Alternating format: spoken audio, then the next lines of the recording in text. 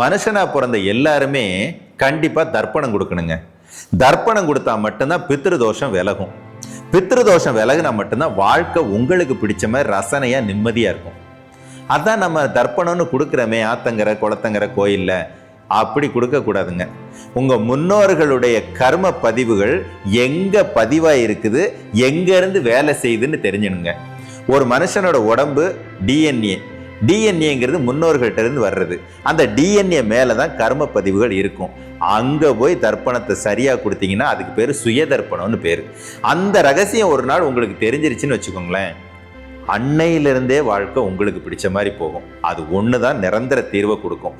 வேற எங்க போய் செஞ்சாலும் தீர்வே கிடைக்காது. உங்களுக்கு ஒருவேளை எனக்கும் அந்த மாதிரி சுயதர்ப்பணம் செய்யணும், என் வாழ்க்கை எனக்கு பிடிச்ச மாதிரி வாழணும்னு ஆசை இருக்குதுன்னு வச்சுக்கோங்க, நம்ம சபை அதுக்கு ஒரு வாய்ப்பை ஏற்படுத்தி கொடுக்குது. தை அமாவாசை.